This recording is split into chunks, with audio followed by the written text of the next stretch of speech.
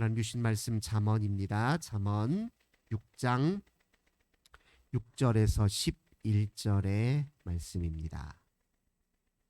잠언 6장 6절에서 11절의 말씀입니다. 우리 한 목소리로 함께 잠언 6장 6절부터 11절까지 한 목소리를 읽겠습니다. 게으른 자여 개미에게 가서 그가 하는 것을 보고 지혜를 얻으라. 개미는 도령도 없고 감독자도 없고 통치자도 없으되 먹을 것을 여름 동안에 예비하며 추수 때에 양식을 모으느니라. 게으른 자여 네가 어느 때까지 누워 있겠느냐? 내가 어느 때에 잠이 깨어 일어나겠느냐? 좀 더 자자, 좀 더 졸자, 손을 모으고 좀 더 누워 있자 하면 내 빈궁이 강도같이 오며 내 곤핍이 분사같이 이르리라. 아멘. 오늘도 주님과 함께 하루를 시작하시는 우리 모든 성도님들, 우리 하나님께서 하늘의 크신 은혜와 평화 가득 부어주시길 주님의 이름으로 간절히 기원합니다. 오늘 본문의 말씀 통해서 게으름의 이중성, 이런 제목을 함께 은혜 나누도록 하겠습니다. 오늘 본문은 우리가 그냥 한눈에 봐더라도 게으름을 경계하라, 이런 말씀으로 우리가 이해할 수 있잖아요. 근데 사람이 게으르다라고 하는 것이 무엇을 의미하는지 이렇게 성찰해 볼 필요가 있는데요. 게으름의 여러 이제 원인들 중에 그 이면에 책임 회피가 있고 또 자기 불신이 있고 또 주를 신뢰하지 못하는 이유가 있습니다. 근데 게으름도 다 똑같은 게으름이 아니라 여러 이제 원인이 있을 수 있다는 거죠. 우선 힘들고 괴로운 일들 잘 견뎌내지 못하고 그것 어떻게든 피하려고 하는 이렇게 도피, 회피로서의 게으름이 있을 수 있죠. 이런 것들, 이런 회피가 오늘 이제 본문에서 등장하는 그 추수 때에는 당연히 곡식을 걷는 데 힘써야 되고 씨를 뿌릴 때는 씨를 열심히 뿌리는 데 힘써야 되는데 우리가 그냥 잠깐의 괴로움이나 또 고된 모든 일들을 잘 견디지 못해서 그걸 회피하려고 한다면 때를 따라 일하는 법을 제대로 알지 못해서 나중에 큰 위기를 겪는다. 이제 그렇게 충분히 이해할 수 있을 것입니다. 또 이제 책임 회피로서의 이제 게으름이 또 있을 수 있어요. 꼭 내가 내 스스로 해야 되는 일이죠. 누가 시켜서 하는 일이 아니라 내가 내 인생의 유익을 위해서 꼭 해야 되는 일인데 다른 사람에게 지나치게 의존하거나 스스로 해야 될 일들을 타인을 힘을 빌어서 그렇게 인생을 살려고 하는 태도, 책임 회피적인 태도죠. 그리고 스스로 자기 인생의 문제, 즉 내 인생의 문제를 내 스스로 잘 점검해서 내가 해결해야 될 부분들은 내가 해결하고 또 맡기고 도움을 청할 부분들은 잘 도움을 청하고 이렇게 잘 분별해서 책임적으로 사는 삶을 이제 제대로 살아내지 못할 때 우리가 또 게으르다 이야기할 수 있을 것입니다. 근데 자기 불신의 게으름의 또 원인이 있을 수 있어요. 내가 뭘 하더라도 제대로 못 해낼 거야. 옛날 과거의 큰 실패나 그동안 스스로에 대해서 제대로 신뢰하지 못해서 하나님이 내게 주신 잠재력, 내게 주신 은사, 내게 주신 가능성, 이것에 대해서는 제대로 보려고 하지 아니하고 나는 뭐든 제대로 못 해내. 스스로에 대해서 가지고 있는 자기 불신, 자기 스스로에 가지고 있는 자아상의 빈곤, 이런 이유 때문에 또 게으를 수가 있다는 거예요.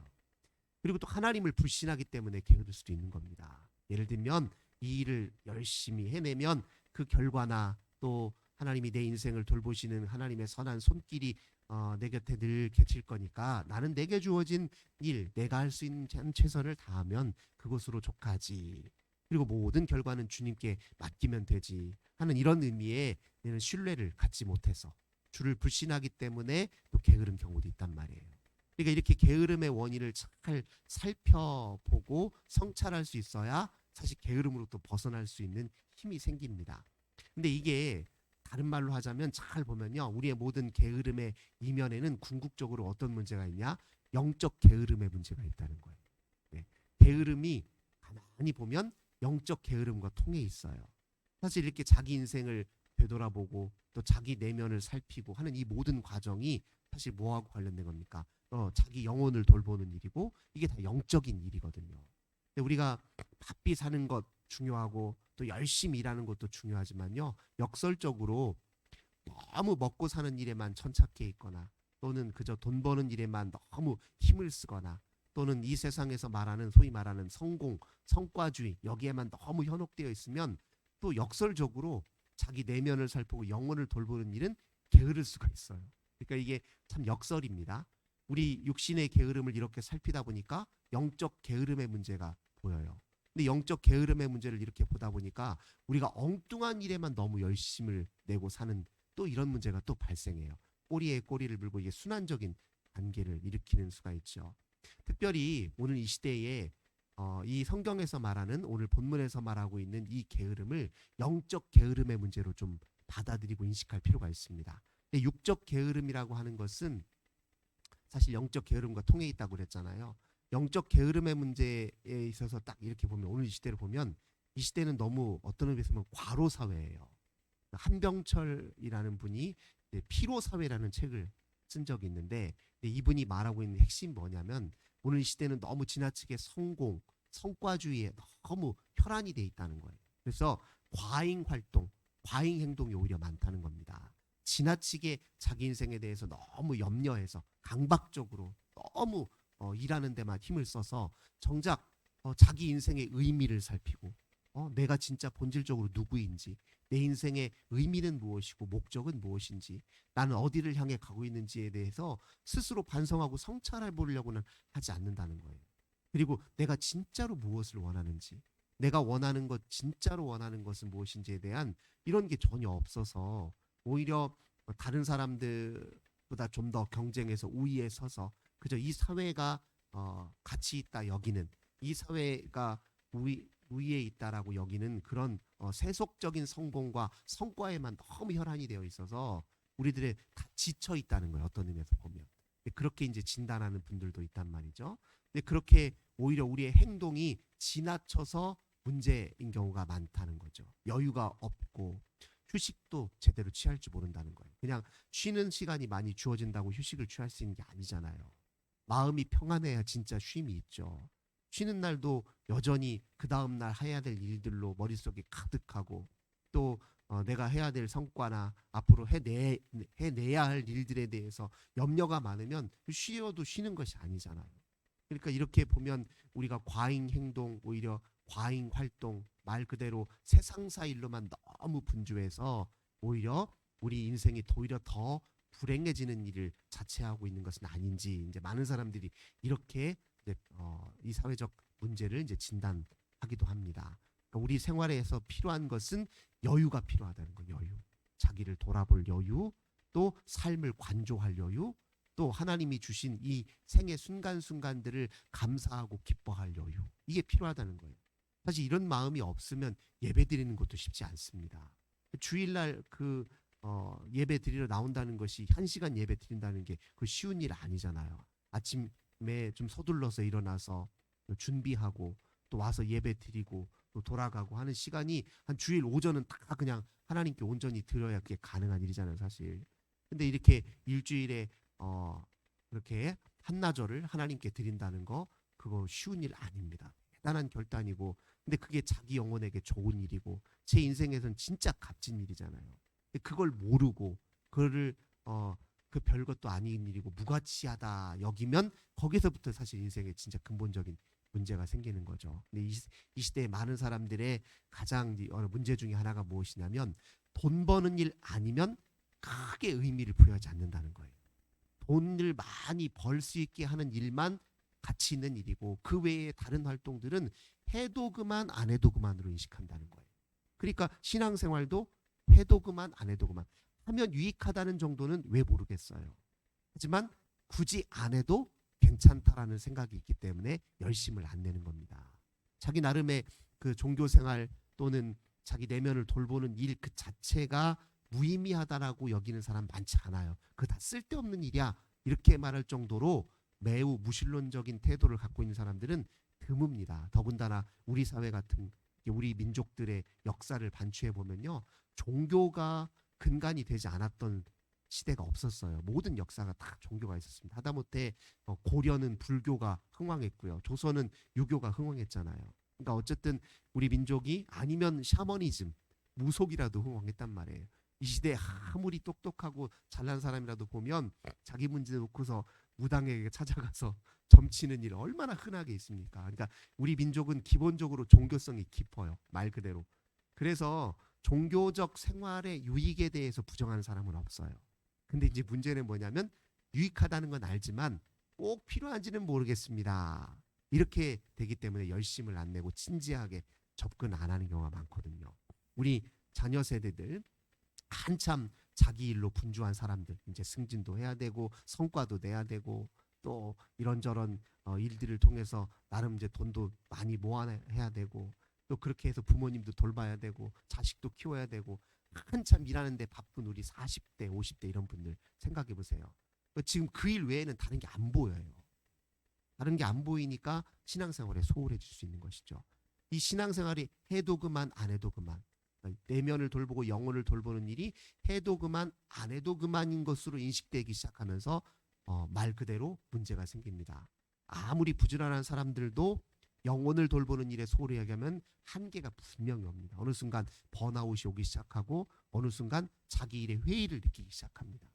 그렇게 되면은 오히려 건강하게 그래도 모든 생활을 갑자기 중단해버리거나 이렇게 부작용이 나타나지 않고 평소에 자기 영혼을 잘 돌보는 사람은 균형 있게 일을 할 줄 아는 사람들은 길게 오랜 세월을 길게 일을 해낼 수 있는 것이거든요.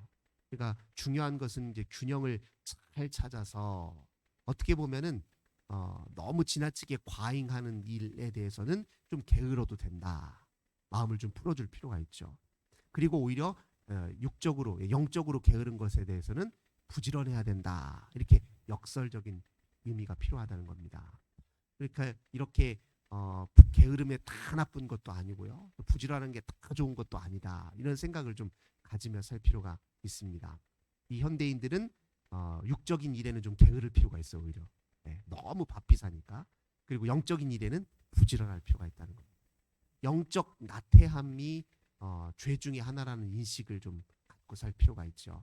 영적 나태함이 실제로 죄입니다. 우리 인간은 본래 하나님께로 향하도록 하나님을 지향하도록 지음된 존재인데 그 일에 게으르기 시작하면서 자기 인생에 여러 가지 부작용들이 나타난다는 사실을 인식하고 깨달을 필요가 있다는 겁니다. 오늘 우리가 읽고 있던 이 잠언도 한번 생각해 보세요. 이 잠언 기자가 이런 지혜를 꿰뚫어 안다는 거, 이거 그냥 되는 일이 아니거든요.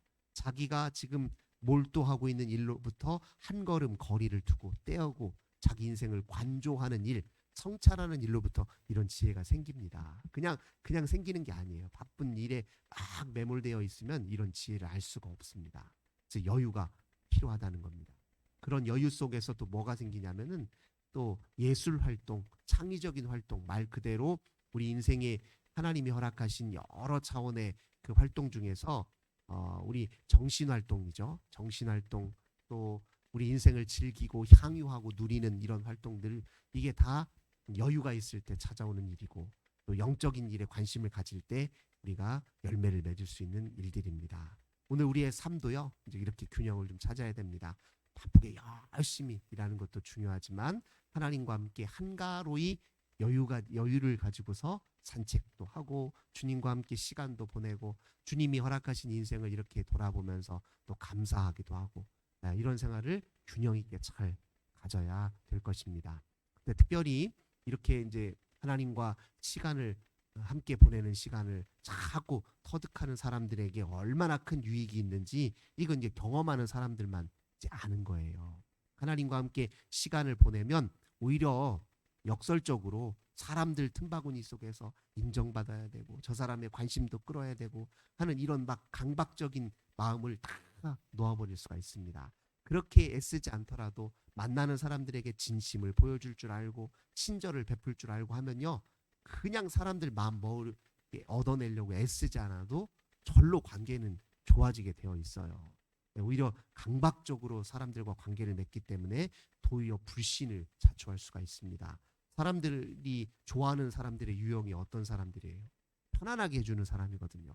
편안하게 해주고 말 그대로 나에게서 뭔가 다른 이면, 그러니까 꿍꿍이가 없다 이렇게 느껴지는 이런 사람들하고 우리 가까이 하고 싶어 하잖아요. 근데 내 마음을 얻으려고 지나치게 애를 쓴다거나 아니면 나에게서 뭔가 내가 갖고 있는 것을 자기 손에 취하려고 하는 마음이 있다거나 이러면 오히려 경계하게 되잖아요.